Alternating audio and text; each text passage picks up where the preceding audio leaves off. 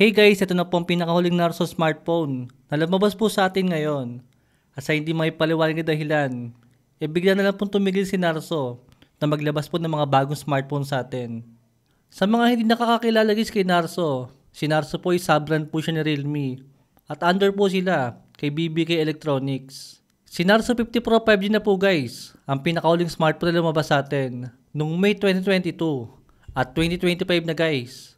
Wala pa rin pong paramdam si Narso kung maglalabas na po ba siya ng mga bagong smartphone sa atin. Dahil sa ibang bansa guys, diretso naman po si Realme na maglabas ng mga bagong smartphone sa kanila. Pero po sa atin is nahinto na nga.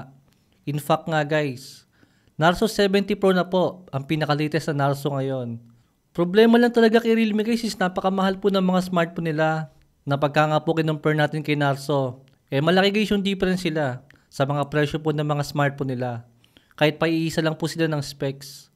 Actually, same po sila ni Xiaomi sa ni Poco, yung si Realme, saka si Narso.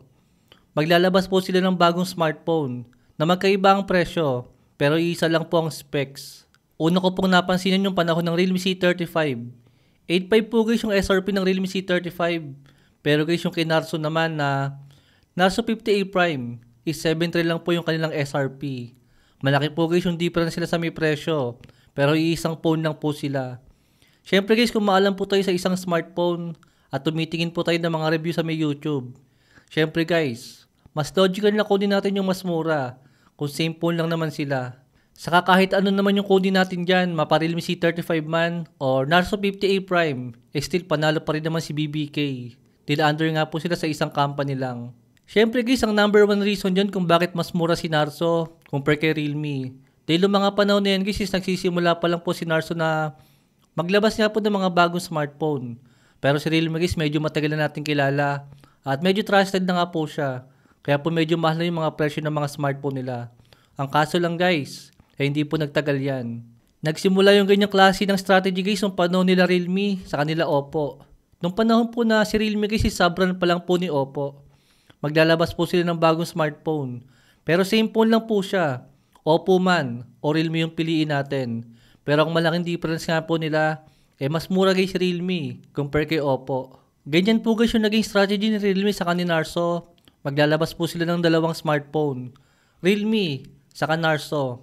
Pero iisa lang po yung specs ng dalawang smartphone na yan. Isang best example dyan guys is yung panahon ng Realme 8i. 12,000 po yung kanyang SRP. Pero pagka tumingin po tayo kay Narso, makakakita rin tayo ng ganyang klase ng smartphone. Pero sa mas murang presyo. Yun nga guys si Narso 50. Yan na po guys yung panahon na papalipad na nga po si Narso. Di nagsisimula na nga po siyang makilala. Tapos nire-recommend rin po siya ng mga gumagawa ng mga reviews ng mga smartphone. Syempre karamihan pa naman sa atin bago tayo bumili ng mga bagong smartphone. Titingin po muna tayo sa may YouTube or ng mga reviews niya kung saan man bago tayo po mag-decide. At syempre hindi rin naman nagtagal na sumikat po agad si Narso. At di na nga yan nakakapagtaka guys. Dahil dyan din naman nagsimula si Realme. Dahil dati lang din po siyang sub-brand ni Oppo. Nagsimula po sila guys sa may Realme C1 na meron 6,000 na SRP. At yan din guys yung panahon na sobrang mabenta po ng Oppo A3s na meron 7,000 na SRP. Kaya naman din na nakakapagtaka guys na magiging mabenta rin talagang Realme C1. Dahil same specs lang naman po sila.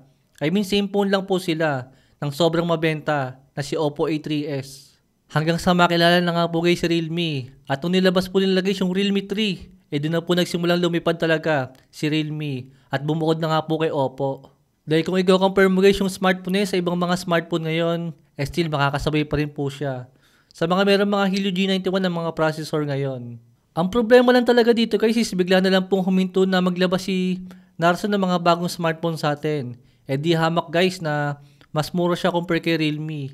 Saka okay naman po yung mga specs sa mga smartphone nila. At I think guys, hindi natin pwedeng baliwalain ang isang problema kung bakit po na nahinto ang Narso smartphone sa atin. I think dahil pa rin po kay Transsion. Dahil habang lumilipad guys yung eroplano ni Narso, habang sumisikat po siya, ganun din po guys sa mga Transsion ng mga smartphone. At mas mataas guys ang lipad nila Infinix, nila Tecno sa kanila Itel, compare po kay Narso. Actually guys, wala akong naging balita kung bakit nahinto na lang agad si Narso sa atin. Kaya habang nagre-research ako, nakakita po ako ng ibang dahilan. Kung bakit po itinigil ni Realme na maglabas ng Narso smartphone sa atin. Isang nakitang dahilan ko kung bakit hininto ni Realme yung mga Narso smartphone sa atin, para makapag-focus si Realme sa mga sarili po nilang mga smartphone. Dahil bumibigat na nga raw po yung labanan sa mga budget-friendly na mga smartphone. At handun nga guys si Narso, nahihirapan po niyang kalabanin, sila Infinix. Kumbaga hindi na po nakasabay si Narso sa sobrang ganda ng mga specs at sobrang mura ng mga presyo ng mga transyo ng mga smartphone.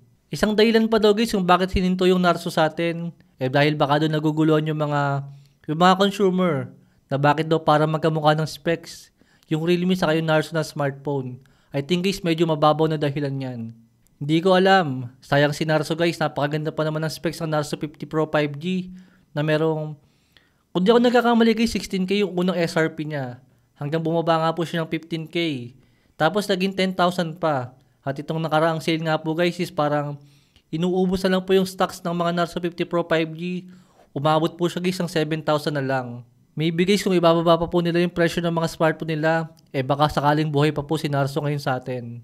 Dahil kahit 2 years old lang po ang Narso 50 Pro 5G guys, nakakatuwa lang po dito since hindi pa rin po siya pinapabayaan sa mga software update.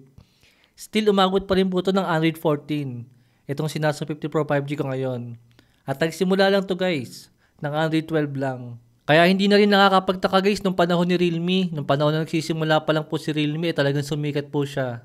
Dahil yan po guys yung mga panahon na ang kalaban pa lang po ni Realme is yung mga Redmi na mga smartphone. At wala pa po halos sila transyo ng mga smartphone doon. Sila Infinix, sila Tecno, saka sila Itel. Hindi pa po sila ganun kalakas dati. Ang iniisip ko lang dito guys, kung kaya naman pala magbigay nila Infinix, nila Tecno sa kanila Itel ng mga murang presyo ng mga smartphone na mayroong magandang specs, bakit kaya hindi kaya nila Realme sa kanila Narso na magbigay ng magandang specs pero sa mas murang presyo din.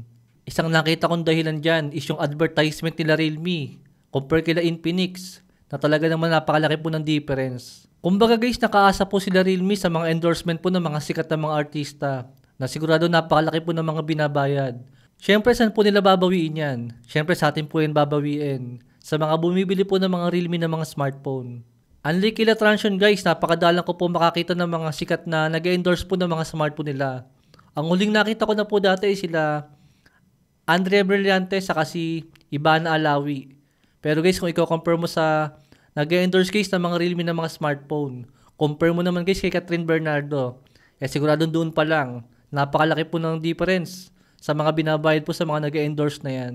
Actually nga guys, madalas ko pa nakikitang ine-endorse ni hindi ko na po siya papangalanan, na kahit pangit guys yung ibang smartphone ni Transsion, still maganda pa rin po para sa kanya.